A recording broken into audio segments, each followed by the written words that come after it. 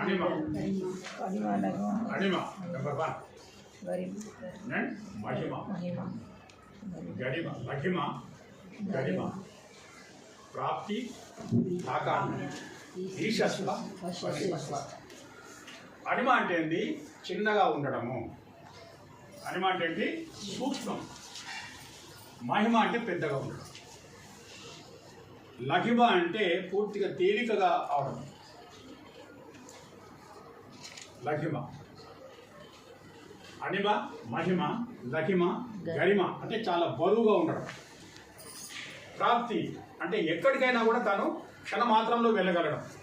హనుమంతుడు అదే గారు చేసింది ఎప్పుడైతే హనుమంతుడు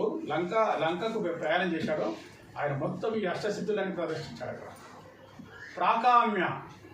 ఇది చాలా ఇంపార్టెంట్ ప్రాప్తి అంటే తాను ఎక్కడికైనా వెళ్ళగలడం ప్రాకామ్య అంటే విశ్వామిత్రుని వలె ఇంకొక సృష్టి కూడా చేయగలడు సృష్టికి ప్రతి సృష్టి అంటే ఇంకేదైనా తను సృష్టింపగలడు అటువంటి శక్తి వస్తుంది అర్థమైందా ప్రాకామ్య అంటే ఎక్కడికైనా వెళ్ళడం అది ప్రాప్తి అంటే ఎక్కడికైనా వెళ్ళడము ప్రాకామ్య అంటే ఆకాశంలో విహరించడం ఈషత్ అంటే ఇంకొక ప్రపంచాన్ని సృష్టించడం అంతకుముందు అంటే చెప్పాను అది కాదు ఇది చెప్పు ఈషత్ అంటే ఇంకొక ప్రపంచాన్ని కూడా తను సృష్టి చేయగలడు వశిత్వం అంటే సమస్తాన్ని కూడా తన వశంలో తెచ్చుకోగలడు ఇవి అష్టసిద్ధి అంటే ఈ స్తోత్రాన్ని మనము ఏం చేయడం వల్ల శ్రవణం చేయడం వల్ల ధ్యానం చేయడం వల్ల మననం చేయడం వల్ల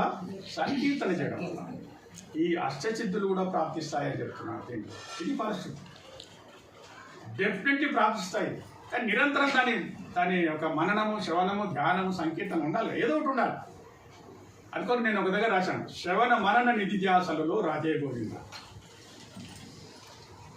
ఏం చెప్పాము అక్కడ రాధే గోవింద రాధ అంటే ఏది పూర్తిగా తరగదో అది రాధ